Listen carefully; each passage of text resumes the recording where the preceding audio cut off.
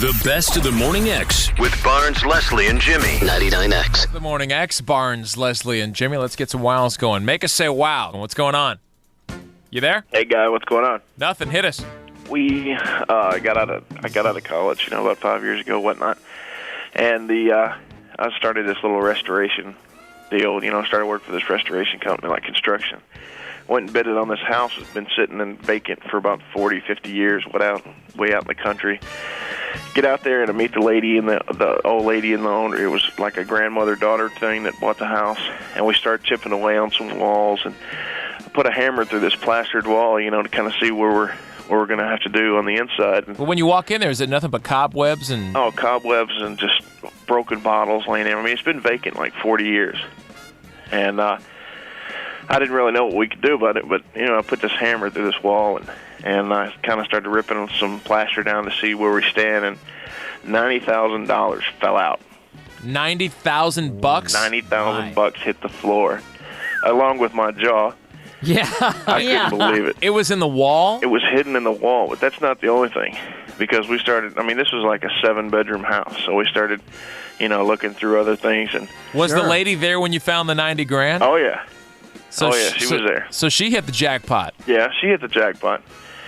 That paid for the restoration. Well, she was really nice because she, pretty much, she didn't know what was in the house or whatever, and she gave us a, really pretty good chunk of it, but... how much did she give you? Well, she gave each person like $5,000. Well, that just was handed generous. It over? Yeah, that's very nice. Yeah, just handed it over. But it was that old money, so it was kind of, you didn't want to spend it, but you could go trade it in or. Well, it still spends the same as new money. Well, that's not the only thing. So we start coming around and we're beating on more walls, and yeah, I can tell you we're pretty pepped up about beating on walls around here, and we found this 5-gallon bucket of solid silver dollars. The old ones, the solid silver ones. Yeah. And there was a 5-gallon bucket full of them. What are those worth a piece? Oh, I think they were worth like maybe $2 or $3 a piece. Sure. Silver is... And we couldn't even get it out of the ground.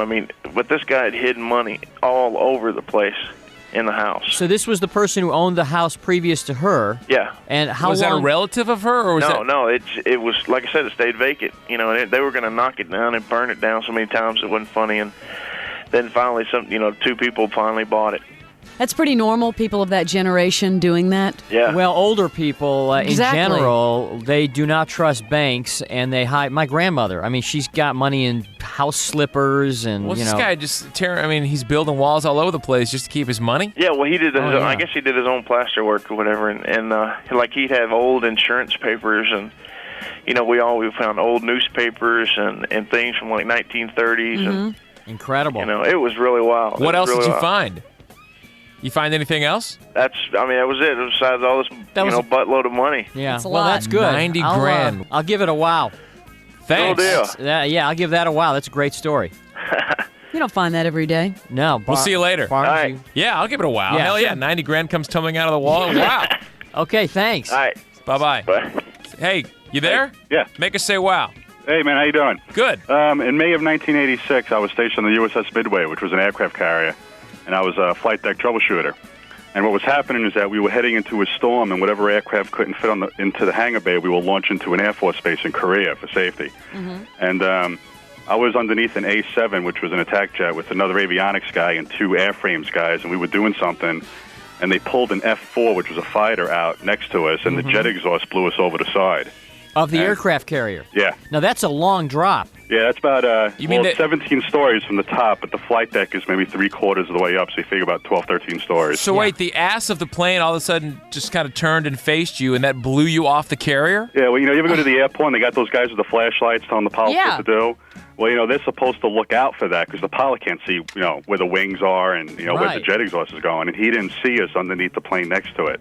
And we were the last plane, so the only thing next to us was air. And Jeez. when we saw the plane pull out, we held on to the landing gear.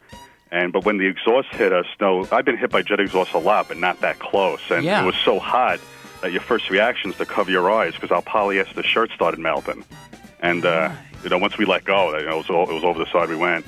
And one guy died, And the three of us, we tied onto his body because we figured his parents would want to bury their son. One guy in your group died right then? Yeah, he died on the way down. I don't know what happened to him, but they think he must have hit some sort of antenna while the ship was transmitting, and he got, some radio energy through him or something. When you say you tied onto his body, you mean when you're in the water? Yeah, well, when you're on the flight deck, you wear a float coat, and it has, lines in it and a strobe light and shark repellent and all this other stuff.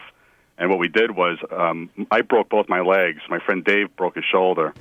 And this guy, Ray from Charlotte, was the only one that made it without getting hurt. So he swam over to this. I didn't even know who this other guy was. He was a part of the sister squadron. He was just helping us out. I didn't know who he was, unfortunately. But Ray went out and got his, and we all tied together.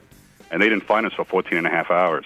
So you were holding on to the dead guy for 14 hours? Yeah. How cold was the water? It was pretty cold. We all spent considerable time in the hospital once they picked us up. The Japanese Navy found us the next morning. This was in the Sea of Japan? The Sea of Japan. We were between Japan and Korea. This is a wow. I don't know if this is a wow.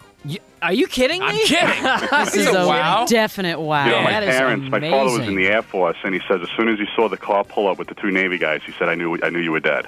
That is absolutely amazing. They said your son's lost at sea, and we have a search air rescue going on right now. And Thanks for the story. they said the second time they knew I was all right because Wow. they figured they can. Hang on a second. Make us say wow. Stories like that. Yeah. Those are the ones that work. The best of the Morning X with Barnes, Leslie, and Jimmy. 99X.